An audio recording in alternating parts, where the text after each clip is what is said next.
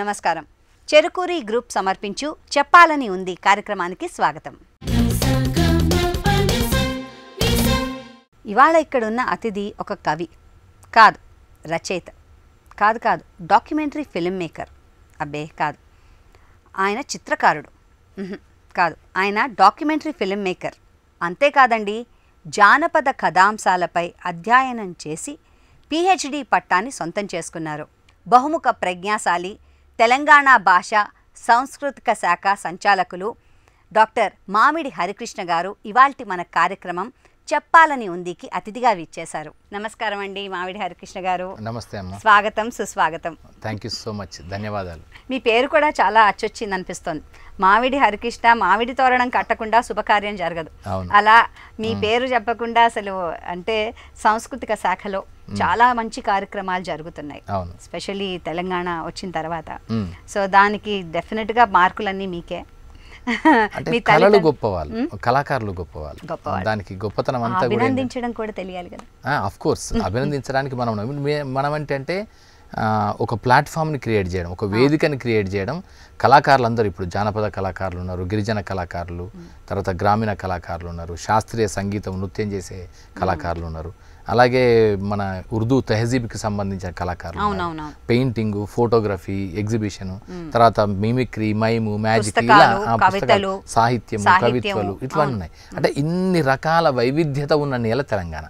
So ఇలాంటి అంశంలో దాన్ని మనం భాషా సాంస్కృతిక శాఖ సంచాలకులుగా మనం ఒక వేదికల్ని క్రియేట్ చేయడం, అవకాశాలని క్రియేట్ చేయడం ద్వారా వాళ్ళందరినీ ఒక చోటికి తీసుకురావడం, ఒక ఉత్సవ వాతావరణాన్ని క్రియేట్ చేయడం జరుగుతుంది. సో దీనికి అంతటికీ గొప్పతనం ఎవరిదంటే కళాకారులు, సాహితీవేత్తలు, కవులదే గొప్పతనం, ఈ నేల గొప్పతనం, ఈ మట్టి గొప్పతనం, ఇక్కడ పరిడవిల్లుతున్న వందలాది సంవత్సరాల నుంచి పరిడవిల్లుతున్న సాహితీ, సాంస్కృతిక, కళాత్మక సౌరభాలే దీనికి ప్రధాన కారణం అని భావిస్తాను. అయితే ఈ సేవ చేసే అదృష్టం లభించడం మాత్రం నాకు పూర్వజన్మ సుకృతంగానే భావిస్తాను. మీరు ఎక్కడ పుట్టారు? మీ తల్లిదండ్రులు ఎవరు? అంటే నేను షాయంపేట, వరంగల్ జిల్లా షాయంపేట గ్రామంలో, మా నాన్నగారి పేరు డాక్టర్ సుదర్శన్, ఆయన ఫిజిషియన్ అంటే వైద్యుడు. అమ్మ స్వరాజ్యం, మా అమ్మ పేరు స్వరాజ్యం. మా తాతగారు మామిడి వెంకటరాజం, ఆయన కొంచెం బాగా వ్యవసాయము, పెద్ద భారీగా వ్యవసాయం చేసే మనిషి. తర్వాత మా నాన్నగారు డాక్టర్, ఇక అమ్మ గృహిణి, కాకపోతే బాగా చదువుకున్న అమ్మాయి. అప్పట్లోనే 1940s ఆమె 10th క్లాస్ వరకు చదువుకుంది. మా నాన్న అప్పుడు హెచ్ఎస్సి, తర్వాత ఆయుర్వేద బిషెక్ చదువుకున్నాడు. అంటే బిఏ ఎంఎస్ లాంటి కోర్స్ అన్నమాట. అప్పట్లో ఎంబీబీఎస్ లేని టైంలో. సో ఆ విధంగా కొంచెం బాగా ఆర్థికంగా కానీ సామాజికంగా కానీ కొంచెం బాగా ఉన్న ఫ్యామిలీ ఒకటి. రెండవది చదువుకున్న ఫ్యామిలీ కూడా. సో దానివల్ల నాకు చిన్నప్పటి నుంచి చదవడం, అంటే వివిధ రకాల పుస్తకాలు చదవడం, వాటిని జ్ఞానాన్ని సంపాదించడం, ఇదంతా కూడా ఒక అంటే పార్ట్ ఆఫ్ లైఫ్గా వచ్చేసిందంటారా? మీ అమ్మగారి కృషి ఏమన్నా ఉందంటారా? అమ్మాయి బాగా నేనేమనుకుంటానంటే నా మీద, నా ప్రతి గమనం మీద, నా ప్రతి గమ్యం మీద కూడా మా అమ్మ ప్రభావమే ఎక్కువ ఉంటుంది. ఎందుకంటే నేను చిన్నప్పటి నుంచి కూడా మా అమ్మతోనే ఎక్కువ, నాకు ఆవిడ కూడా పుస్తకాలు బాగా చదివేది, ఆమె చదివేది, నాకు చదివి వినిపించేది, నేను చదువుతుంటే చూసేది, నన్ను చదవడానికి ఎంకరేజ్ చేసేది. అమ్మే నేను కరెక్ట్ చెప్పాలంటే, అమ్మ అక్షరం అంతే, రెండు. ఇక నాకు నన్ను బాగా ప్రభావితం చేసినాయి ఒకరు అమ్మ, తర్వాత అక్షరమే. అక్షరం అది ఏదైనా కావచ్చు, అది Telugu, Tamil, Malayalam, Kannada, Bengali, Gujarati, Marathi, even Chinese, Japanese, Korean, Spanish, ఏదైనా కావచ్చు. మొత్తం మీద అక్షరం అనేది నాలో విజ్ఞానాన్ని, వికాసాన్ని, ఒక ఆలోచన ధోరణిని విస్తృతీకరించడానికి చాలా ఉపయోగపడింది. తర్వాత అమ్మ ఏమో జీవన విలువలకి, జీవన సంఘర్షణల నుంచి తట్టుకోవడానికి కానీ, నిలబడడానికి కానీ, ఒక వ్యక్తిత్వపరమైన పునాదులన్నిటికీ అమ్మ కారణమైన. ఎంతమంది మీరు అన్నదమ్ములు, అక్క చెల్లెలు? నాకు 3 చెల్లెలు, తమ్ముడు. ముగ్గురు చెల్లెళ్ళు కూడా అందరు బాగా చదువుకున్న వాళ్ళే. మా అమ్మ ఒక 28 years ఏకో చనిపోయింది. చనిపోయినప్పుడు పాపం ఇక వాళ్ళ చిన్నపిల్లలు అందరు కూడా, ఆయన కూడా, నేను 23లో ఉన్నాను. నేను అప్పటికే నేను గవర్నమెంట్ సర్వీస్లో జాయిన్ అయ్యాను. అంటే గవర్నమెంట్ లో చేయాలన్నది మీద అభిప్రాయం ఎలా? అసలు బిఎడ్ చేశారు కదా మీరు? బిఎడ్ చేశాను, ఎంఎడ్ ఎంఎడ్ చేశాను, చేశారు, ఎంఏ సైకాలజీ చేశాను. సైకాలజీ కానీ నాకు గ్రూప్స్ మీద సివిల్స్ మీద నాకు ఇంట్రెస్ట్ ఉండేది. సో అందుకని I would like to be a civil servant, IAS అనేది కావాలనేది ఒక కోరిక ఉండింది. సో దానికోసం మనం గ్రూప్స్ రాసాము, సివిల్స్ రాసాము. అలా కొన్ని వచ్చాయి, కొన్ని రాలేదు. వచ్చిన వాటిలో జాయిన్ అయ్యాము. జాయిన్ అయిన తర్వాత ఇక ఇట్లా ప్రమోషన్లలో ఇలా వచ్చేసాం. సో మీరు మీ చెల్లెళ్ళని తమ్ముళ్ళు కూడా మీరే చూసుకోవడం అంతా చేశారా? అవును. అయితే మా అమ్మ చనిపోయిన తర్వాత మా నాన్నగారు ఇక ఆయన చెప్పాడు, ఆయన డాక్టర్ అయినప్పటికీ ఇక నేను పెద్దగా ఏం చేయలేను నాన్న, నన్ను కూడా నీ కొడుకు అనుకో అన్నాడు ఆయన. ఇక అప్పటి నుంచి ఇక నేను కుటుంబ బాధ్యతలన్నీ స్వీకరించాను. అప్పటి నుంచి ఇక వాళ్ళందరి చదువులు, చెల్లెల వాళ్ళ చదువులు, తమ్ముడి చదువులు, తర్వాత వాళ్ళందరూ సెటిల్ అయిపోయారు ఇప్పుడు. బట్ ఏంటంటే వాళ్ళు ఎక్కువ చేసింది నిజంగా చెప్పాలంటే అన్నయ్య చెప్పిన మాట విన్నారు. అలాగే నేను కూడా ఎప్పుడు కరెక్ట్గా పాత్రలోనే డైరెక్షన్ చేయడం జరిగింది, గైడ్ చేయడం జరిగింది. కుటుంబ పరంగా బాధ్యతలు నిర్వర్తించాలంటే నా గొప్పతనం కంటే మా చెల్లెళ్ళ గొప్పతనమే గొప్ప. వాళ్ళు స్రవంతి, పెద్ద చెల్లెలు స్రవంతి, రెండవ చెల్లెలు స్వాతి, మూడవ చెల్లెలు సుకృతి, తమ్ముడి పేరు జయకృష్ణ. మరి బిఎడ్ ఎంఎడ్ చేసిన మీరు ఎప్పుడైనా ఇలా టీచ్ చేయాలని కానీ ఎప్పుడైనా అనుకున్నారా, చేశారా సరదాగా? చేశాను నేనంటే నాకు టీచింగ్ అనేది ఒక గొప్ప ప్రొఫెషన్. అంటే ఉపాధ్యాయ వృత్తి అనేది మిగతా వృత్తులన్నీ వస్తువులను తయారు చేసేవి. ఇప్పుడు ఇంజనీర్ ఉన్నాడు, ఒక నిర్మాణం చేస్తాడు. ఓ డాక్టర్ ఉన్నాడు, మనుషులకి రోగాలని నయం చేస్తాడు. ఇలా ప్రతి ఒక్క వృత్తి నైపుణ్యానికి సంబంధించిన అంశాలన్నీ కూడా ఏదో ఒక వస్తువుని కానీ నిర్మాణాన్ని కానీ చేసేటివి. కానీ ఒక్క ఉపాధ్యాయుడు మాత్రమే మనుషుల్ని తయారు చేస్తాడు.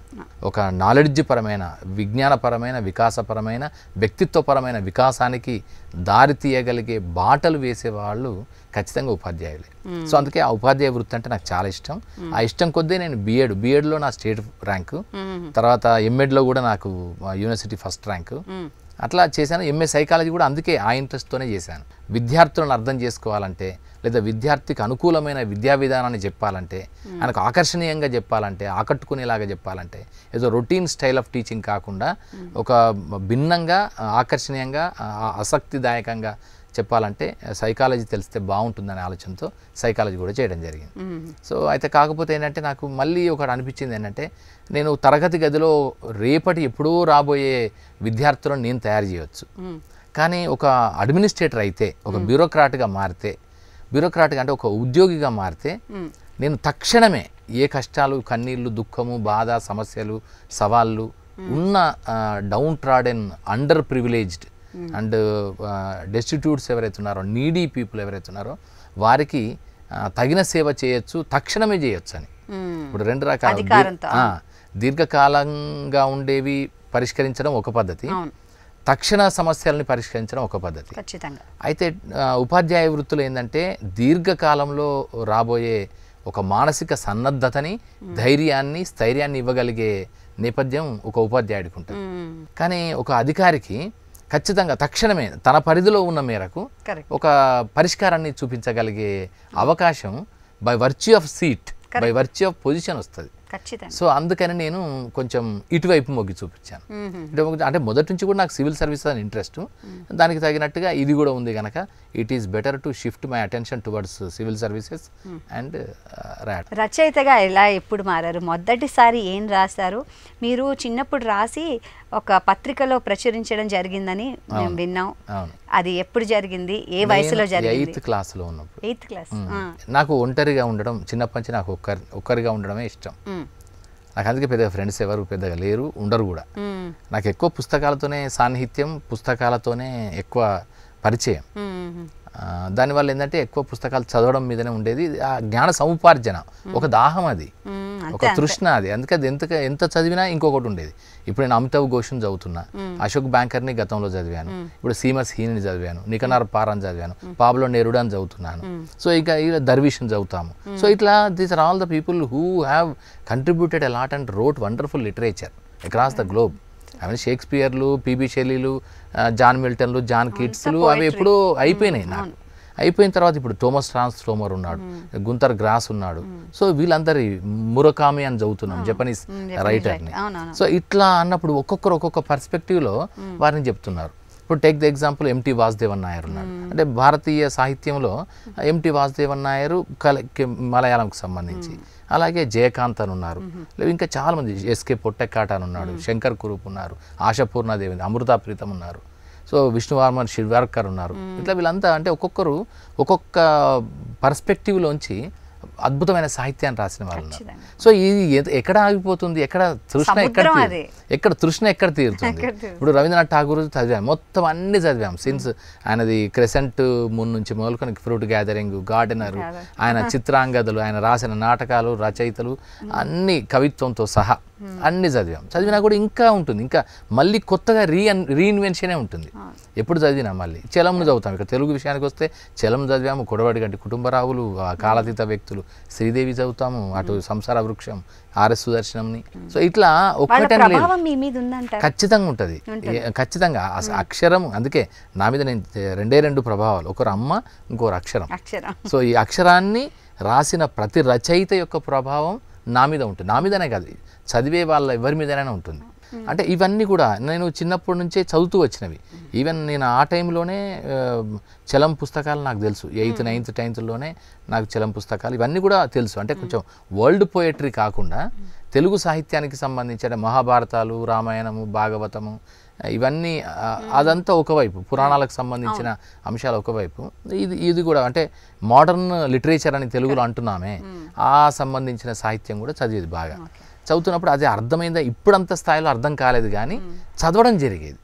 ఆ చదువుతున్నప్పుడు ఆ ప్రభావం కూడా కొంత ఉండేది. అరే ఇదేంటి, ఇది ఇట్లా కూడా చెప్పొచ్చా, ఈ విధంగా ఆలోచించవచ్చా అనే ఒక ఆలోచన ఉండేది. అట్లా ఆ విధంగా ఉన్నప్పుడు మాకు స్కూల్లో కెరటం అనే ఒక మ్యాగజైన్ పెట్టారు. మాకు అప్పుడు షాంపేట జిల్లా పరిషత్ ఉన్నత పాఠశాలలో కాలేజ్ మ్యాగజైన్ పెట్టారు, స్కూల్ మ్యాగజైన్. ఆ స్కూల్ మ్యాగజైన్లో అందరు ఎవరైతే ఉన్నారో రాయమని అన్నప్పుడు నేను కూడా రాశాను. నాకేమని ఇచ్చారంటే, నాకు ఒకటి ఇచ్చారు, అసైన్మెంట్ ఇచ్చారు. అయితే ఒక పోయం తీసుకొని, నేను అప్పుడు ఇంగ్లీష్ కొంచెం బాగా ఉండే, నా చిన్నప్పటి నుంచి కొంచెం ఇంగ్లీష్ బాగా చదివేవాడిని. సో అందుకని నా చిన్నప్పుడు ఇంగ్లీష్ మీడియం, సో అందుకని గవర్నమెంట్ స్కూల్లోకి వచ్చిన తర్వాత తెలుగు మీడియం, కానీ అంత చిన్నప్పుడు 1st 2nd 4th 5th class వరకు కూడా నాది ఇంగ్లీష్ మీడియం. సో అందుకని ఇంగ్లీష్ బాగా చేస్తారనుక నాకు ఇంగ్లీష్ చేయమని ట్రాన్స్లేట్ చేశాను. అయితే మా అమ్మతో మళ్ళీ ఒకసారి వెరిఫై చేయించుకొని అది అప్పుడు ఇవ్వడం జరిగింది. అది మొట్టమొదటి ప్రచురణ. ఇక అది అంటే నాకు అనిపించింది అనమాట, అరే నేను అనుకున్న భావాలను చెప్పడానికి మనకు నిరంతరం ఎన్నెన్నో ఆలోచనలు వస్తుంటాయి, ఎన్నెన్నో భావ పరంపర మన బ్రెయిన్లో, మన మస్తిష్కంలో తిరుగాడుతూ ఉంటుంది. సో దాన్ని ఒక ఫ్రెండ్కు చెప్పుకుంటే అక్కడితో అయిపోతుంది ఒకరికే. అలా కాకుండా నా క్యాన్వాస్ పెద్దది, ఎక్కువ మందికి చెప్పాలి. ఈ భావజాలాన్ని, ఈ ఆలోచనల్ని, ఇప్పటి వరకు చూసిన ప్రపంచాన్నే కొత్తగా చూస్తున్న ఆలోచన ధోరణిని అతి ఎక్కువ మందికి చేరువ చేయాలన్నప్పుడు నాకున్న ఒకే ఒక మార్గం రచన అండ్ పత్రికలు. సో అందుకే అప్పటి నుంచి నేను డిగ్రీ నుంచే పత్రికల్లో వ్యాసాలు రాయడం, కవితలు రాయడం. తర్వాత నేను డిగ్రీకి వచ్చిన తర్వాత లాల్ బహదూర్ కాలేజ్ వరంగల్లో డిగ్రీ. ఆ డిగ్రీలో మా కాలేజ్ మ్యాగజైన్ ఉండేది, అది బహదూర్ ఆ మ్యాగజైన్ పేరు. ఆ బహదూర్ మ్యాగజైన్కి 3 సంవత్సరాలు వరుసగా నేను ఎడిటర్గా పనిచేశాను. మీ నాన్నగారు లాగా డాక్టర్ అవుదామని ఎప్పుడు అనుకోలేదా మీరు?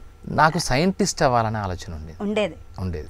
యాక్చువల్గా నాకు I'm very much interested to become scientist. నాకు దానికి కూడా ఆదర్శం ఎవరంటే థామస్ ఆల్వా ఎడిసన్ అంటే ఆయన చాలా నాకు ఇన్స్పైరింగ్. థామస్ ఆల్వా ఎడిసన్ ఒకరు, ఐన్స్టీన్ ఒకరు, ఇద్దరు. సో థామస్ ఆల్వా ఎడిసన్ అంటే ఆయన ఒక రైల్వే కోచ్లో తను ప్రయోగాలు చేసేవాడు. నేను చదివాను, చిన్నప్పుడు చదివాను, నాకు భలే ఆశ్చర్యం అనిపించేది.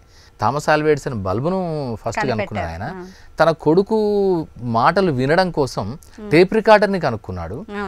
అలాగే ఇట్లా ఒక్కొక్కరు, ఒక అలెగ్జాండర్ గ్రాహం బెల్ దూరంలో ఉన్న వారి నుంచి తను మాట్లాడడం కోసం టెలిఫోన్ కనుక్కున్నాడు. సో ఇట్లా రేడియో గుగ్లియల్మో మార్కోని కనుక్కున్నాడు. ఇట్లా ఒక్కొక్కరు చూసిన తర్వాత నాకు భలే, అంటే చిన్నప్పుడు సైంటిస్టులు, వారి ఇన్వెన్షన్స్, వారు వచ్చిన గమనాన్ని నేను గమనించేవాడిని, చదివేవాడిని. దాంట్లో వచ్చేది చందమామ, బాలమిత్ర, బాలజ్యోతి, ఇట్లా ఒక నేర్చుకుందాం లేదా తెలుసుకుందాం శాస్త్రవేత్తల గురించి అని ఉండేది. అది చదివినప్పుడల్లా నాకు బాగా గొప్పగా అనిపించి నేను సైంటిస్ట్ అయితే బాగుంటుంది, ఈ ప్రపంచానికి ఒక కొత్తదేన్నో ఆవిష్కరించాలి. ఇప్పుడు డిస్కవరీ చేయడానికి చాలామంది ఉన్నారు, బట్ ఆవిష్కరించాలి, కొత్తది ఏదో ఆవిష్కరించాలి. ఆవిష్కరించడం ఎట్లా అనుకున్నప్పుడు నాకు ఇంకొకటి ఏమనిపిస్తుంది అంటే జెనెటిక్స్ అంటే నాకు బాగా ఇంట్రెస్ట్ ఉండేది. అంటే దాని హరగోబింద్ ఖురానా ఉండేవాడు, ఆ జీనోమ్ మ్యాప్ని తయారు చేయడం, ఆ డిఎన్ఏ స్ట్రక్చర్స్ని, డబుల్ హెలిక్స్ మోడల్స్, సో ఇవన్నీ కూడా ఇంట్రెస్టింగ్ ఉండేది. ఇంట్రెస్టింగ్ ఉండి అరే ఇంత మనం ప్రపంచాన్ని అన్వేషించడం కాదు, మనలోకి మనం అన్వేషించుకుంటే బాగుంటుంది, ఇన్నర్ జర్నీ చేయాలి. ఆ ఇన్నర్ జర్నీ సైంటిఫిక్గా ఉండాలి. ఆ సైంటిఫిక్గా ఉండాలంటే the only method is scientist అవ్వడమే. సో అందుకని డాక్టర్ అయ్యి తర్వాత సైంటిస్ట్ కావాలనే కోరిక ఉండేది. నేను ఫస్ట్ డాక్టర్ కావాలి, నాలోకి నేను అంటే మానవుడిలోకి నేను వెళ్ళాలంటే ఆ కణంలో జరిగే మొత్తం ప్రాసెస్ ఏంటో తెలియాలి కదా. మైటోకాండ్రియా అప్పుడే నేను చదివాను చిన్నప్పుడే. ఇట్లా ఏంటంటే ఒక మొత్తం జన్యువులని కొన్ని తీసేస్తే వృద్ధాప్యం వెళ్ళిపోతుంది. ఆ పేపర్లో ఎక్కడ చదివాను, చాలా ఆశ్చర్యం కలిగేది. ఇదంతా జరిగే ప్రాసెస్ కదా. హ్యూమన్ ఎవల్యూషన్లో బాల్యము, యవ్వనము, కౌమారము, వృద్ధత్వం అనేది జనరల్గా జరిగే ప్రాసెస్. కానీ ఆ జన్యువుని ఒక్కదాన్ని, ఆ 33,000 జన్యువులలో ఒక జన్యువుని తీసేస్తే కోపం అంతా కోపం రాదు ఆయనకి. అంటే నిజంగా నాకు ఆశ్చర్యం అనిపించింది, అరే ఇది కదా మనుషులందరూ కోపము లేని, ఆవేశము లేని, ద్వేషము లేని ఒక సమాజాన్ని నిర్మించడం కోసమే పెద్ద పెద్ద తత్వవేత్తలు అందరూ, ప్లేటో, అరిస్టాటిల్, సోక్రటీసులు, గాంధీ మహాత్ముడు, ఇటు వీళ్ళందరూ కూడా ప్రయత్నం చేసింది విద్వేషం లేని సమాజ సృష్టి. విద్వేషం లేని సమాజ సృష్టి ఇట్లా అని అనుకొని అట్లా చేస్తే బాగుంటుంది కదా అని అనిపించి ఆ మెడిసిన్ చేయాలి అని అనుకున్నాను. కానీ అప్పుడు కుదరలే, ఇక వేరు కారణాల వల్ల కుదరలే. ఫస్ట్ టైం మీరు రాసిన కవిత అచ్చు వేయించడం అనేది ఎప్పుడు జరిగింది? దీంట్లో చాలా లేజీ, అవునా, చాలా అంటే చాలా సోమరిపోతానని చెప్పాలి. మా అమ్మ కూడా అనేది పాపం ఇన్ని రాసావు కదా అప్పటికి. ఏంటంటే రాయడం వేరు, నాకు ప్రచురించడం, పుస్తకంగా వేయడం, ఒక్కచోట కూర్చోడం వేరు. అయితే నాకు ఏమనిపించింది అంటే దీంట్లో రైతు గొప్పవాడా, తోటమాలి గొప్పవాడా అని ఒక చిన్న కన్ఫ్యూజన్ ఉండేది. రైతు ఏం చేస్తారంటే విత్తనాలు చల్లుకుంటూ వెళ్ళిపోతారు అంతే, అది మొలుస్తాయా మొలవ్వా, ఉంటాయా ఉండవా దాని పట్టింపు ఉండదు జనరల్గా సాధారణంగా రైతుకి. కానీ తోటమాలికి ఏంటంటే ఒక చుట్టూ కంచె పెట్టుకుంటాడు, రక్షణ కవచం పెట్టుకుంటాడు, అన్ని పెట్టుకొని ఇది నా తోట, దానికి ఒక పేరు పెట్టుకుంటాడు, నా తోట అంటాడు. ఇక్కడ పుస్తకం వేయడం, కవితలన్నీ కలిపి లేదా పుస్తక వ్యాసాలన్నీ కలిపి ఒక పుస్తకంగా వేయడం అనేది తోటమాలితనం లాంటిది. అంటే తోటమాలి నా తోట, ఇది నాది అనేది ఒక గిరి గీసుకొని ఉండడం. ఒక రైతు అనేవాడికి ఏంటంటే తన భావాలను, విత్తనాలను, ఆలోచనలన్నీ చల్లుకుంటూ వెళ్ళిపోతాడు. దాంట్లో మంచిగా నేను రైతును అనుకుని ఉన్నాను ఉండే. అందువల్లే నేను ఎప్పుడు రాయడం మీద పెట్టినంత ఆసక్తి, వాటి అంతా మనం కంపైల్ చేసి ఒక చోట పెట్టాలనే ఆలోచనకి రాలేదు. 10,000కి పైగా రాశారని మాకు ఇప్పటివరకు తెలిసిన వార్త. అవును, మరి మాకు ప్రచురించకుండానే తెలిస్తే, ప్రచురిస్తే ఎన్ని తెలుస్తాయి అంటారు? ప్రచురిస్తే కనీసం ఒక 150 పుస్తకాలు, ఒక్కొక్కటి అంటే కేటగిరీ వైజ్ చేసుకుంటే, అంటే దాంట్లో అన్ని రకాల కేటగిరీస్ ఉన్నాయి. సినిమా మీద కొన్ని ఉంటాయి, సినిమాల్లో మళ్ళీ తెలుగు సినిమా వేరు, తెలంగాణ సినిమా వేరు, భారతీయ సినిమా వేరు, బాలీవుడ్ సినిమా వేరు, అండ్ వరల్డ్ సినిమా, ఇదంతా మళ్ళీ వేరే కేటగిరీస్ పెట్టుకుని ఒక్కొక్క కేటగిరీ చేసుకోవాల్సిన వ్యాసాలే ఉన్నాయి చాలా. తర్వాత బిహేవియరల్ ప్యాటర్న్స్ మీద, అంటే మన వ్యక్తిత్వాలు, మనస్తత్వాలు. మీ రిటైర్మెంట్ ప్లాన్ కింద పెట్టుకున్నారా ఏమన్నా? ఏం లేదు అమ్మోనే, అసలు ఏం ఏం లేదు, అంటే చేస్తూ పోవడమే. అంటే అప్పుడైనా దగ్గర తీసి అన్ని మీరు ప్రచురిస్తారేమో అని తెలీదు.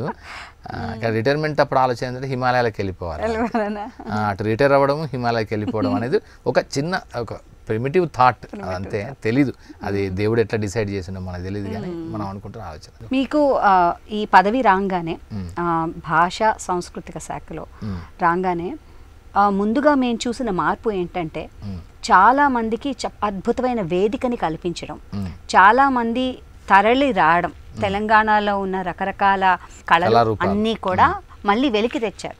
ఎందుకంటే ఆల్రెడీ ఉన్నవే అవి కనుమరుగు అయిపోతున్నాయి, భావితరాల వాళ్ళు ముందుకు తీసుకుని వెళ్ళట్లే అనే తరుణంలో మీరు ఒక బ్లెస్సింగ్ గా వచ్చినట్టు అనిపిస్తోంది.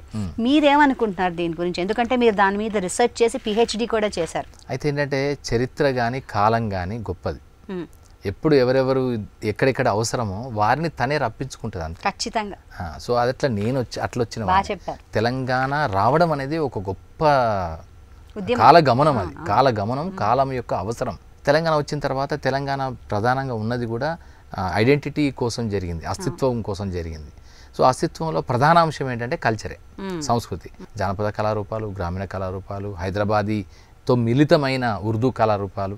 సో ఇవన్నీ ఉన్నాయి. వాటికి సంబంధించిన అవకాశం నాకు వచ్చింది కనుక నేనేం చేశానంటే అప్పటి వరకు కూడా వేరు వేరు కారణాల వల్ల ఈ గ్రామీణ కళారూపాలు కానీ పెద్దగా ఇక అంటే ఉన్నాయి. బట్ ఏంటంటే స్థాయిలో మాకు కనిపించడం అనేది మీరు వచ్చిన తర్వాతే అని మాకు అనిపిస్తుంది. అవును, నిజమే, అది నిజం కూడా, అది సత్యం, నిజం కూడా. అది కాకపోతే ఏంటంటే మనకు నేను అంతకుముందు నుంచి వర్క్ చేస్తూ ఉండడం వల్ల నాకు ఎక్కడెక్కడ ఏ జిల్లాలో ఏ కళారూపాలు ఉన్నాయి, ఏ కళారూపం యొక్క విశిష్టత ఏంటి, దానికి ఉండే చారిత్రక సంపద ఏంటి, ఏ ఫామ్లో అవి ఉంటాయి. అంటే కొన్ని మౌఖిక కథనాల రూపంలో ఉంటాయి, కొన్ని విన్యాసాల రూపంలో ఉంటాయి, కొన్ని ధ్వని సంబంధమైన వాయిద్యాల రూపంలో కొన్ని ఉంటాయి. సో వీటన్నిటి గురించి నాకు సంపూర్ణ అవగాహన తెలంగాణలోకి నీ ఇక్కడ డైరెక్టర్గా రావడానికంటే ముందే ఉంది. వీటి గురించి అధ్యయనం ఉంది కనుక వాళ్ళందరినీ కూడా మనం తీసుకురావడం, పిలవడం, వాటికి ఉత్సవాలు ఏర్పాటు చేయడం, వేదికలు ఏర్పాటు చేయడం, జిల్లా స్థాయిలో, మండల స్థాయిలో, రాష్ట్ర స్థాయిలో రవీంద్ర భారతి లాంటి వేదికల్లో చేయడం. దానికి తగినట్టే ప్రభుత్వం కూడా ఒక వెల్లువలాగా పనిచేయడం జరిగింది. ఎట్లా అంటే రాష్ట్రావతరణ వేడుకలు అనగా అది మంచిగా చాలా భారీగా చేయడం, లేకపోతే బతుకమ్మ వేడుకలు అధికారిక పండుగ, అలాగే బోనాల వేడుకలు అధికారిక పండుగ. సో అన్నప్పుడు అది ఇక నెల రోజుల పాటు పని కదా ఆషాఢ మాసం. తర్వాత దీనికి తోడు మేము జానపద జాతర లాంటి కార్యక్రమాలు చేయడం. అంటే 33 జిల్లాలలో జానపద జాతర, ఆగస్టు 22వ తారీఖు జానపద దినోత్సవం. సో ఆ సందర్భంగా 10 రోజుల పాటు 31వ తారీఖు వరకు అన్ని జిల్లాల్లో నిర్వహిస్తూ వచ్చి రావడం. అలాగే రవీంద్ర భారతిలో కళారాధన అనే పేరుతో కార్యక్రమాలు చేయడం. సో రవీంద్ర భారతిలో కూడా వివిధ శాస్త్రీయ నృత్యాలు ఉన్నాయి. అంటే కూచిపూడి ఉంది, భరతనాట్యం ఉంది, కథక్ ఉంది, పేరుని ఇలాంటివి, ఒడిస్సీ కూడా ఉంది. సో వీళ్ళందరికీ కూడా ప్రోత్సాహం ఇచ్చే విధంగా ఇలా చేస్తున్నప్పుడు వాళ్ళకి ఎలాంటి ఒక ఫైనాన్షియల్ బెనిఫిట్ వస్తుందంటారు? దానికి ఏమైనా చేసిందా, అంటే మీ ద్వారా ఏమైనా చేయించారా? ప్రభుత్వం ఏంటంటే కొన్ని నియమాలు పెట్టిన దాని ప్రకారం ఆ నియమాలను అనుసరించి ఎవరెవరైతే కళాకారులు ఉన్నారో, కళారూపాల ప్రదర్శన చేసే వాళ్ళు ఉన్నారో వాళ్ళ వార్షికోత్సవాలకు కానీ, ఆయా సంస్థలు ఉన్నాయి, అకాడమీలు ఉంటాయి, వాళ్ళ వార్షికోత్సవాలకు కానీ, వాళ్ళ ఉత్సవాలకు కానీ, ఇప్పుడు చిందు యక్షగాన ఉత్సవం చేసేది ఒక 10 రోజులు వాళ్ళు చేస్తారు. ఆ 10 రోజులు చేస్తే దానికి సంబంధించిన పూర్తి రెమ్యునరేషన్స్ అంటే ఖర్చులు ప్లస్ ఆ కళాకారులకి ఇచ్చే హానరోరియం, గౌరవం ఏదైతే ఉందో అవన్నీ కూడా మన ప్రభుత్వం ద్వారా ఇచ్చేవారు. సో ఆ విధంగా అంటే ఒక ఆర్థిక భద్రతని ఇవ్వగలిగాం. దానివల్ల ఏమైందంటే ఇప్పుడు మళ్ళీ ఆ భవన నిర్మాణ కార్మికులందరూ మళ్ళీ షిఫ్ట్ అయ్యారు. ఇది ఒక గొప్ప సోషల్ ట్రాన్స్ఫర్మేషన్ జరిగింది. తెలంగాణ వచ్చిన తర్వాత జరిగిన పర్టికులర్లీ సాంస్కృతిక రంగంలో వచ్చిన గొప్ప మార్పు ఏంటంటే ఏ కళాకారులైతే, ఏ కళారూపాలైతే, ఏ మట్టి కళారూపాలకు సంబంధించిన ప్రజలైతే వాళ్ళు ఇక కళారూపాలని పక్కకు పెట్టేస్తారు. వంశపారంపర్యంగా వస్తున్న కళారూపాలు అవి వందల సంవత్సరాల నుంచి వాటిని పక్కకు పెట్టి కార్మికులు గానో, కర్షకులు గానో, శ్రామికులు గానో, కూలీలు గానో మారిపోయారు. వాళ్ళందరూ మళ్ళీ తిరిగి మళ్ళీ కళారూపాల్లోకి, కళాకారుల్లోకి, వృత్తుల్లోకి, తమ జాతి వారసత్వ వృత్తుల్లోకి రావడం అనేది ఒక గొప్ప సామాజిక పరిణామం. ఇది ఈ చేస్తున్న తరుణంలోనే మీరు పిహెచ్డి పట్టాకి శ్రమించారా? అవును. అసలు ఆ డాక్టరేట్ అన్నది చేయడానికి కారణం ఏంటి? మీకు గైడ్ ఎవరు? మా నాన్న కోరిక అది. నేను ఎందుకంటే మా నాన్న డాక్టర్. నేను ఎప్పుడు అనేవాను అన్నమాట, నేను డాక్టర్ నాన్న, నేను డాక్టర్ అయ్యేవాడిని, నువ్వు నన్ను డాక్టర్ అప్పుడు చదివించలేదు. అంటే జస్ట్ మనం అంటాం కదా సరదాగా అనేవాడిని. కాకపోతే సరదాగానే అయిపోయింది. కానీ నేను అనుకున్నాను, అరే నేను మా నాన్నని నువ్వు నన్ను డాక్టర్ చేయించలేదు, నన్ను అప్పుడు బైపీసీలో జాయిన్ చేయించలేదు అనే బదులు నేనే ఒక డాక్టరేట్ కావచ్చు కదా అని అనిపించి అప్పుడు నేను దీంట్లో తెలుగు యూనివర్సిటీలో డాక్టరేట్కి ఎగ్జామ్ రాసి మనం సెలెక్ట్ అయ్యి వెళ్ళిన తర్వాత దాంట్లో నేను తీసుకునేదంటే నాకు సినిమా అండ్ సాహిత్యం ఈ రెండు ఇంట్రెస్ట్ ఉన్న సబ్జెక్టులు. సో అందుకని తెలుగు సినిమాలలో జానపద కథాంశాలు ఒక పరిశీలన అనే పేరుతో నేను ఒక పిహెచ్డి థీసిస్ని సబ్మిట్ చేయడం జరిగింది. అది 2022లో నాకు డాక్టరేట్ ప్రధానమైంది.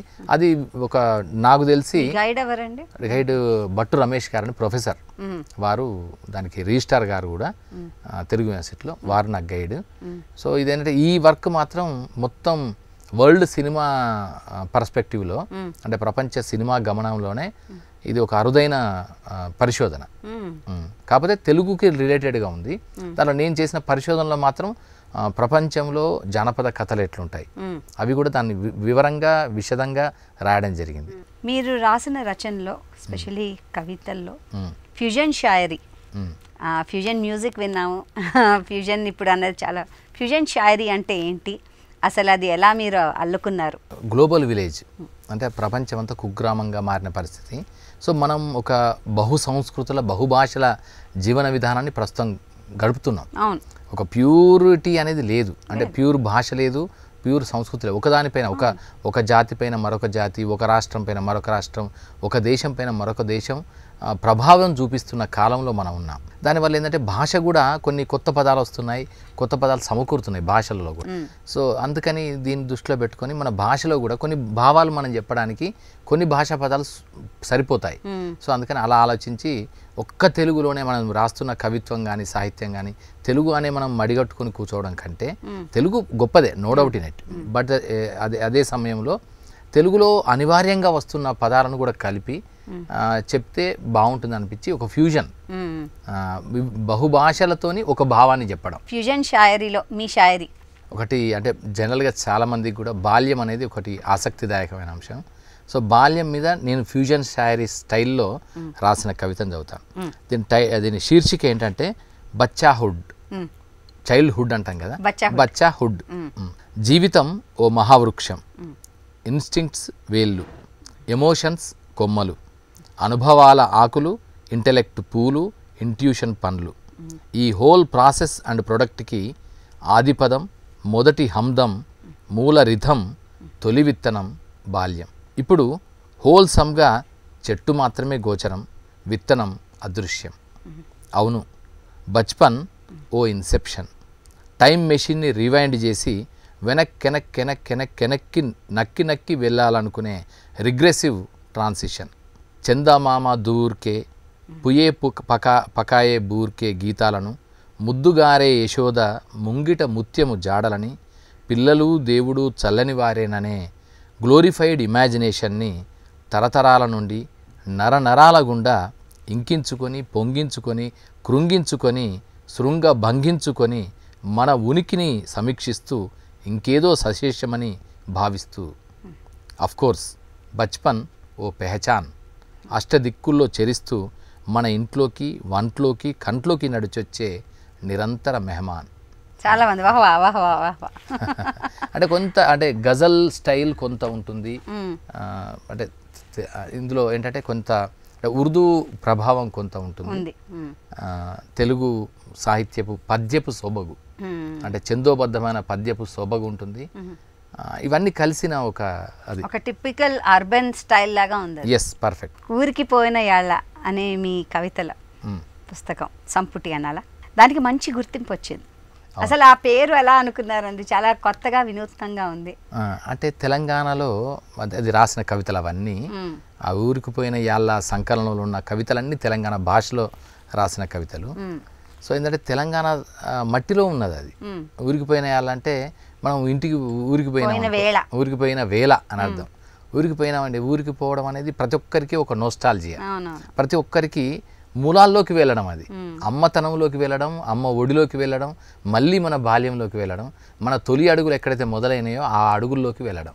ఇప్పటివరకు మనం ఒక చెట్టులాగా పెద్ద విస్తరించి ఉండొచ్చు ప్రతి ఒక్కరు, కానీ మళ్ళీ మూలాల్లోకి వేళ్ళలోకి వెళ్ళడం అనేది ఒక గొప్ప అనుభూతి ఉంటుంది. సో దాన్ని దృష్టిలో పెట్టుకొని మా ఊరిని, ముఖ్యంగా నేను చూసిన నా బాల్యంలో నేను చూసిన మా ఊరికి సంబంధించిన జీవన చిత్రాన్ని అంతటిని ఆ కవితా సంకలనంలో రాశాను. అంటే వేరు కవితలు ఉంటాయి, అది ఒక వస్తువు ఉండదు, డిఫరెంట్ వస్తువులు, వేరు కవితా వస్తువులు ఉంటాయి. బట్ తెలంగాణ భాషలో రాసిన కవితలు అవి. మంచి గుర్తింపు, ప్రశంసలు, చాలా చాలా మంచి గుర్తింపు, ప్రశంసలు. మోరోవర్ ఏంటంటే తెలంగాణ భాషలో సంపూర్ణంగా వచ్చిన కవితా సంకలనంగా చాలామంది సమీక్షకులు, విమర్శకులు, సాహితీ చరిత్రకారులు కూడా చెప్పారు. ఒంటరీకరణ అనే కవిత్వంలో ప్రశ్న జవాబు, సమస్య దానికి సమాధానం అని రాసే ఒక ప్రక్రియ ఉంటుంది చూసారా? అవును. అది మీలో మీరే సంభాషించుకుంటున్న ఒక తరుణమా, లేకపోతే అది అసలు ఎలా వచ్చింది, ఆ క్రియేటివిటీ ఎలా వచ్చింది? ఒంటరీకరణ ఇప్పుడు అందుకే ఇప్పుడు నేను ఇప్పటివరకు పబ్లిష్ చేసిన 3 కవితలు, 4 కవితా సంపుటాలు వచ్చాయి. అటు ప్రపంచ కవిత కూడా ఒకటి ఉంటుంది. అంటే ఒకటేమో ఊరికి పోయిన యాళ్ళ, ఒంటరీకరణ, సుషిప్తు నుంచి, అండ్ ప్రపంచ కవిత అనువాదాలు కంప్లీట్. సో దాంట్లో ఒంటరీకరణ ఏంటంటే అంటే మోడర్న్ పోయట్రీ, కంప్లీట్గా మోడర్న్ పోయట్రీ యొక్క ప్రభావం వల్ల రాసిన కవితలు ఎక్కువ ఉంటాయి. అవన్నీ కూడా ఎలా అంటే అంతర్గత వీక్షణం. నాకు ఎప్పుడు కానీ ఏంటంటే నాలోకి నేను తొంగి చూసుకోవడం, ఇంట్రాస్పెక్షన్ అనేది అంశం బాగుండేది. అందుకని ఆ ఇంట్రాస్పెక్షన్లో మానవుడిని అన్వేషించే తత్వం, ఆ మనిషి తనను తాను పోగొట్టుకున్న మనిషి, ఏలియనేట్ అవుతున్న మనిషి, గాడ్జెట్స్తో, తర్వాత న్యూ ఎకనామిక్ రిఫార్మ్స్తో, మోడర్న్ టెక్నాలజీస్తో ప్రభావితమై తన్ని తాను పోగొట్టుకున్న మనిషిలోని సంఘర్షణని, వేదనని ఆ కవితలన్నీ చెప్పాయి ఎక్కువ. అందుకే దాంట్లో ఒంటరీకరణ నేను పేరు పెట్టుకున్నది కూడా ఇంతవరకు తెలుగు భాషలో లేదు. అది ఒంటరీకరణ అనే పదం లేదు. ప్రైవేటీకరణ ఉంది, జాతీయీకరణ అలాంటిది తప్ప. ఇంట్రెస్టింగ్ గా ఉంది. ఆ కాయినేజే ఫస్ట్ కాయినేజ్ అది. కరెక్ట్, నేను మొదటిసారి చదవడం. అలాంటి పదాలు ఆ కవిత్వంలో చాలా కొత్త పదాలు ఉంటాయి. అంటే ఒంటరీకరణ, ఒంటరితనం కూడా అలా కరించబడుతుంది అనేది చెప్పడం. దాంట్లో ఏంటంటే మానవ సంవేదన, దాంట్లో సంవాదన శైలి కూడా ఉంటుంది. అందుకే దాంట్లో ఏమవుతుంటుంది అంటే తనని తాను అన్వేషించుకుంటూ ప్రశ్నలు జవాబులను వెతుక్కునే ప్రయత్నం చేసిన తీరు దాంట్లో మనకు కనిపిస్తుంది. దాంతో పాటు ఏంటంటే అల్ట్రా మోడర్న్ హ్యూమన్ బీయింగ్ అనేవాడు ఏ సంఘర్షణలకి దారితీస్తున్నాడు, ఏ వెలుగులకి వెళ్తున్నాడు, ఈ వెలుగులకు వెళ్తున్న తనంలో తనను తాను పోగొట్టుకున్న తీరు, వీటిని అందులో ప్రధానంగా హైలైట్ చేయడం జరిగింది. సినిమా విమర్శకులుగా మారడానికి సినిమా ఎంత ప్రభావమా, లేకపోతే మీకు సినిమా పట్ల ఇష్టమా, ఎలా వచ్చింది అది అసలు? ఇక్కడ కూడా మా అమ్మ నాన్నలే కారణం. మా నాన్న సినిమాలు బాగా చూస్తాడు. మా అమ్మ కూడా చిన్నప్పుడు చాలా సినిమాలు చూసేది. మా అమ్మ హనుమకొండ, నిజంగా చెప్పాలంటే పట్నం పిల్ల పల్లెటూరి పిల్లగాడు మా అమ్మ నాన్నల వ్యవస్థ. సో మా నాన్న ఊరు నుంచి వచ్చాడు, బట్ ఆయన డాక్టర్ కోర్స్ చదివాడు. మా అమ్మ పట్నంలో పెరిగింది. వాళ్ళకు కూడా మంచి బాగానే కొంచెం ఉన్న ఫ్యామిలీ. మా తాత వాళ్ళది కూడా మొత్తం 3 నగరాలు, కాజీపేట, వరంగల్, హనంకొండకి తమలపాకులు సప్లై చేసే పెద్ద కంపెనీ, పెద్ద షాప్, పెద్ద వాళ్ళది, అదే బిజినెస్ వాళ్ళది. తమలపాకుల బిజినెస్, చేపల బిజినెస్ అవన్నీ చేసేవాడు. హనంకొండలో మొట్టమొదటి సైకిల్ షాప్ మా తాత వాళ్ళది, అంటే మా అమ్మ వాళ్ళ నాన్నగారి. ఆయన బండారి మల్లయ్య ఆయన పేరు. అంటే వాళ్ళు ఎంటర్ప్రెన్యూర్, ఆయన అప్పుడే ఆయన బిజినెస్ మన్, ఎంటర్ప్రెన్యూర్. సో అలాంటి ఫ్యామిలీ వాళ్ళది కూడా కొంచెం మంచి బాగున్న ఫ్యామిలీయే. హనంకొండలో జిఆర్ టాకీస్ అని ఒక టాకీస్, ఆ టాకీస్లో బాక్స్లోకి ఎవరు వెళ్ళేవారంటే ఆ ఊళ్ళో ఆ నగరంలో ఉండే కొంచెం ఎలీట్ పీపులే వెళ్ళేవారు. ఆ బాక్స్లోకి వెళ్ళే అది మాకుండేది. అన్నప్పుడు సినిమాలు బాగా చూసేదమ్మ. చూసినప్పుడు మళ్ళీ నేను అమ్మతో పాటు వెళ్ళేవాడిని కదా, ఆ చూడడము ఆ అద్భుతం అనిపించేది. సో అలాగే నాన్న కూడా సినిమాలు చూసేవాడు. సో అక్కడి నుంచి సినిమాలు మొదలయ్యాయి. ఆ విధంగా మా నాన్న సినిమాల డిస్కషన్స్ కూడా ఉండేవి, ఏదో సినిమాల గురించో పాట గురించో ఉండేది. మా ఊళ్ళో మొట్టమొదటి రేడియో మా ఇంట్లోనే, మా ఊళ్ళో అప్పుడు బుష్ రేడియో అని ఉండేది. జపాన్ వాళ్ళ సెట్, అది జపానీస్ తీసుకొచ్చారు. సో అప్పుడు చేసుకున్నప్పుడు దాంట్లో బినాకా గీత్మాల మొదట్లో, నేను చిన్నప్పుడు బినాకా గీత్మాల. సో ఆ బినాకా గీత్మాల అవన్నీ హిందీ పాటలు అవన్నీ కూడా వింటున్నప్పుడు మా నాన్న కూడా బాగా ఇంట్రెస్ట్ ఉండేది, అవన్నీ చెప్తూ ఉండేది. అట్లా ఆ విధంగా సినిమాల మీద ఆసక్తి. ఇక అది రాను రాను నేను డిగ్రీకి వచ్చిన తర్వాత సినిమాల గురించి రాయాలి. నేను చూసిన తర్వాత ఒకటి అనిపించింది, పుష్పక విమానం సినిమా చూశాను. అరే పుష్పక విమానం మీద ఒక పిహెచ్డీ చేయొచ్చు అనిపించేది నాకు. అంటే దాంట్లో మూకీ సినిమా అయినప్పటికీ దాంట్లో అంతర్గర్భితమైన అంశాలన్నీ కూడా, నిరుద్యోగ సమస్య, మరొక వైపున ఒక చిన్న ప్రేమ కథ, ఒక ఫ్యాంటసీ, మళ్ళీ తర్వాత ఒక సైకలాజికల్ ఇన్హిబిషన్స్. అతను ఏం చేశాడు, ఆయనకు మొత్తం ఆ పక్కనుండే సినిమా టూరింగ్ టాకీస్ లాంటి సినిమాల్లో డైలాగులు వింటే తప్ప నిద్ర పట్టని స్థితి. దానికోసమని ఆయన మళ్ళీ రికార్డ్ చేసుకొని మళ్ళీ వచ్చి పెద్ద స్టార్ హోటల్లో ఉన్నప్పటికీ అవే సౌండ్స్ తీసుకొని వచ్చి వింటే తప్ప నిద్ర పట్టాడు. సో దానికి ఒక చిన్న క్రైమ్ ఎలిమెంట్. సో ఇదంతా కూడా నాకు భలే గమ్మత్ అనిపించింది. అంటే దట్ స్క్రీన్ ప్లే ఆసక్తికరంగా అనిపించేది. అలాగే శ్రీకృష్ణ విజయం సినిమా, అలాగే ఏ సినిమా దానవీర శోకర్, ఇవన్నీ అంటే దాన్ని బట్టి ఇంట్రెస్ట్ అట్లా అట్లా దాని మీద రాయాలనిపించేది. నేను చూస్తున్నప్పుడు ఇలా కాకుండా నేను రాస్తే బాగుంటుంది కదా, నా భావాలు ఏదో చెప్పడం కాకుండా రాస్తే బాగుంటుంది, ఎక్కువ మంది చేరుతుంది. అలా రాయడం అలా నేను డిగ్రీకి వచ్చి పీజీకి వచ్చిన తర్వాత ఉస్మానియా యూనివర్సిటీలో ఉన్నప్పటి నుంచి ఆంధ్రభూమిలో అయితే రెగ్యులర్గా వెన్నెల అని వచ్చేది సినిమాల మీద, ఎక్స్క్లూజివ్ పేజ్ అది. దాంట్లో రెగ్యులర్గా దాదాపు ఒక 20 years రాశాను. స్టూడెంట్ ఉన్నప్పటి నుంచే దాంట్లో రాయడం రెగ్యులర్గా. తర్వాత వేరు మ్యాగజైన్స్లో రివ్యూస్, అనాలిసిస్. నేను ఎక్కువ అనాలిసిస్, తర్వాత వెబ్సైట్స్లో రివ్యూస్. వెబ్సైట్స్లో ఉంటాయి కదా, వెబ్సైట్స్లో రివ్యూస్ రాయాలి. సినిమా చూడగానే వెంటనే రివ్యూ రాయడం, సో రేటింగ్ ఇవ్వడం, ఇదంతా అట్లా ఉండింది. దానికి తోడు అదే టైంలో నాకు ఇట్లా మన ఒక్క తెలుగు సినిమాకే పరిమితం కాకుండా ఇతర భాషల సినిమాలు కూడా, అంటే తమిళ్, మలయాళం, కన్నడ, బెంగాలీ, గుజరాతీ సినిమాలు వైపు చూడడం, వాటిలో ఉండే ఆ ఆర్ట్ ఫిలింని, అంటే ఫిల్మ్ నాయర్ అంటాం కదా, ఇంటర్నేషనల్ అవార్డ్స్ పొందిన సినిమాలు. మరొక వైపున వరల్డ్ సినిమా, కరెక్ట్, మళ్ళీ ఇరానియన్ సినిమాలు అంటే Japanese Akira Kurosawa cinema, ఫెడరికో Fellini, తర్వాత స్టాన్లీ కుబ్రిక్ సినిమాలు, యూజిన్ ఐజెన్స్టైన్, ఇవన్నీ అబ్బాస్ కైరస్టమీలు, మక్మల్ బఫ్లు, ఇక వీళ్ళు ఇక అంతా ఇక అదొక పెద్ద ప్రభావం. తెలంగాణ కళారాధన అనే ఒక చక్కటి కార్యక్రమం మీరు నిర్వహించారు. అది మీ చేతుల మీదుగానే జరిగింది కూడా. మంచి ప్రశంసలు కూడా పొందారు దానికి. అది అసలు ఎలా సంకల్పం చేశారు, ఎలా అనుకున్నారు దాన్ని? మళ్ళీ అంటే అనుకోవడం ఒక ఎత్తు అయితే దాన్ని నిర్వహించడం మరో ఎత్తు. అవును, అది రోజు ఒక పరీక్ష లాగా ఉండేది. ఎలా అంటే 125 రోజులు చేశాను. 125 రోజులు అసలు రవీంద్ర భారత్ చరిత్రలో 125 రోజుల పాటు నిరంతరంగా ప్రతిరోజు ఒక సాంస్కృతిక కార్యక్రమం ఘంటసాల ప్రాంగణంలో జరగడం అనేది జరగలేదు. 125 రోజుల పాటు, అంటే ఫిబ్రవరి 9 నుంచి మొదలెట్టి జూన్ 2వ తారీఖు వరకు, అంటే జూన్ 2వ తారీఖు తర్వాత కూడా మళ్ళీ రాష్ట్రావతరణ వేడుకలు మళ్ళీ జరుగుతాయి. అవి కంటిన్యూ అయింది అనమాట. అలా ఆ విధంగా మొత్తం 125 రోజుల పాటు ఏర్పాటు చేయడం జరిగింది. సో దాంట్లో ఏంటంటే తెలంగాణ జానపద సంప్రదాయానికి సంబంధించిన కొన్ని ఉత్సవాలు, ఇప్పుడు చిందు యక్షగానికి సంబంధించి ఉత్సవాలు, ఒగ్గు కథ ఉత్సవాలు, అరుదైన కళారూపాల ప్రదర్శన ఉత్సవాలు, హరికథ, బుర్రకథ, తర్వాత ఉర్దూ తెహజీబ్కి సంబంధించి కొన్ని కవ్వాలీలు, గజాల్స్, ముషాయిరాలు, కొన్ని కవి సమ్మేళనాలు. సో ఇట్లా ఒక 125 రోజుల పాటు ఎవ్రీ డే ఒక సాంస్కృతిక కళారూపం ఉండేలాగా ఆ ఘంటసాల ప్రాంగణంలో ఏర్పాటు చేయడం జరిగింది. అది ప్రభుత్వం కూడా చాలా దానికి సహకరించి అది చేయడం వల్ల సూపర్ సక్సెస్ అయింది అది. సో దానివల్ల కొన్ని వేల మంది కళాకారులకు రవీంద్ర భారతి, అంటే ఒకప్పుడు రవీంద్ర భారతి ఎట్లుంటుందో కూడా తెలియని కళాకారులు కూడా చాలా మందిని తీసుకొచ్చి వారి కళా ప్రదర్శన చేసే అవకాశం లభించింది. సో దాంట్లో అన్ని రకాల గొప్ప వేదిక, ఎంతో బాగా ఉత్సవం లాగా జరిగింది. హైదరాబాద్ అంతా కళకళలాడుతూ చక్కగా, చాలా బాగా అసలు చాలా ప్రశంసలు వచ్చాయి. దానికి తోడు ఇంకొకటి కూడా ఏం చేసామంటే 40 రోజుల పాటు ఇది కాకుండా, అంటే అది కళారాధన, సలామే తెలంగాణ అనే పేరుతో ఉర్దూ తెహజీబ్, అంటే ఉర్దూ వారసత్వ సంపదని చెప్పేలాగా ఉర్దూ కళారూపాలను కూడా ప్రదర్శించాం. సో దాంట్లో ఏం చేసామంటే 40 రోజుల పాటు ప్రతిరోజు ఒక కార్యక్రమం ఉంటుంది. ఆ ఉర్దూవే కంప్లీట్. దాంట్లో ముషాయిరాలు ఎలా అంటే 3 రకాల ముషాయిరాలు ఉంటాయి మనకు. అంటే కవి సమ్మేళనమే. ముషాయిరాలో ఫస్ట్ ముషాయిరా ఏంటంటే జనరల్ ముషాయిరా, రెండవ ముషాయిరా కవాతిన్ ముషాయిరా, అంటే మహిళలు మాత్రమే పాల్గొనే కవి సమ్మేళనం. ఇంకొకటి మజాయియా ముషాయిరా అంటారు, అంటే హాస్య కవి సమ్మేళనం. సో అలా మజా ఉంటుంది. అవి చదివితే కూడా మనం చాలా ఆనందపడతాం, సంబరంగా నవ్వేస్తాం.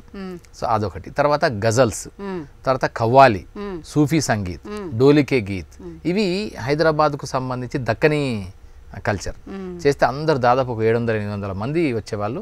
అందరు దానిలో చక్కగా పాల్గొని ఆనందంగా సంబరంగా గడిపేవాళ్ళు. సో అట్లా సలామే తెలంగాణ పేరుతో ఉర్దూ సాంస్కృతిక కార్యక్రమాలు కూడా చేయడం అనేది ఫస్ట్ టైం. అది అన్ని రోజుల పాటు.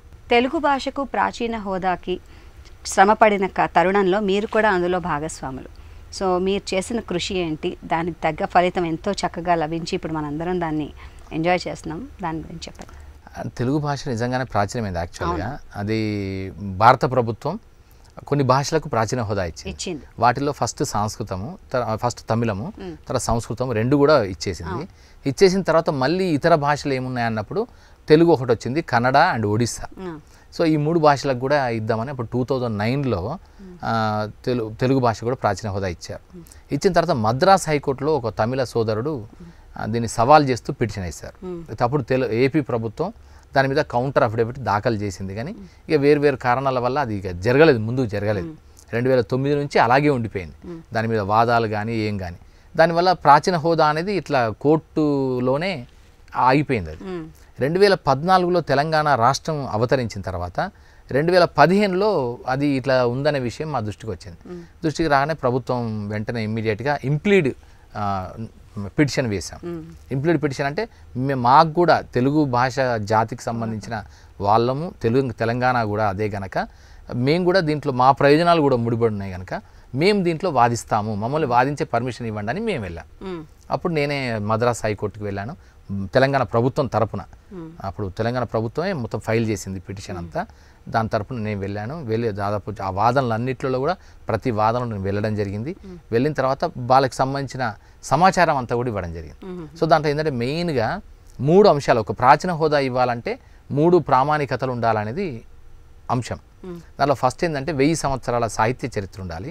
రెండవది 1500 సంవత్సరాలకు తక్కువ కాకుండా ఉండే భాషా చరిత్ర ఉండాలి. మూడవది అంటే అరువు తెచ్చుకున్నది కాకూడదు. సో ఈ 3 లక్షణాలని అంటే సంతృప్తిపరచగలగాలి. సో అయితే మన వాళ్ళు ఏం చేశారంటే శాసనాల గురించి చెప్పారు, ఎర్రగుడిపాడు శాసనం గురించి ఇవన్నీ చెప్పారు. కానీ ఏమైందంటే నన్నయ్యని ప్రామాణికంగా తీసుకున్నారు. అంటే శ్రీమదాంధ్ర మహాభారత కాలం నుంచి అత్యంత అద్భుతమైన సాహిత్యం ఉంది తెలంగాణ నేల మీద, అందుకని రాజరాజ నరేంద్రుడి కాలంలో ఉందని ఇవన్నీ చెప్పారు. చెప్పిన తర్వాత చూసేసరికి వాళ్ళందరూ ఆయన ప్రశ్నించింది ఎవరంటే, ఆయన తమిళ సోదరుడు ప్రశ్నించింది, గాంధీ ఆయన పేరు. ఆయన ప్రశ్నించింది అంటే, ఒకవేళ మీరు చెబుతున్న శ్రీమదాంధ్ర మహాభారతమే అయితే కనుక దాని చరిత్ర ఎంత వస్తుంది అని అడిగారు. అడిగితే 11వ శతాబ్దం అంటే 900 సంవత్సరాల చరిత్రే వస్తుంది.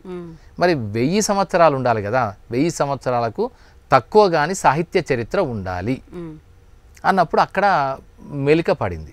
సో అక్కడ మెలికని చేయాలంటే అప్పుడు మేమేం చేసినామంటే, మనకు పంపన ఉన్నాడు. పంపన అంటే వేములవాడ ప్రాంతంలో జన్మించి తర్వాత కర్ణాటక ప్రాంతానికి వెళ్ళి అక్కడ కన్నడ కవిత్రయంలో మొదటి కవిగా, ఆది కవిగా ప్రశంసలు పొందాడు ఆయన. ఆయన రాశాడు కూడా చాలా బాగా, విక్రమార్జున విజయం అవన్నీ రాశాడు. సో ఆయన తెలుగు కవి.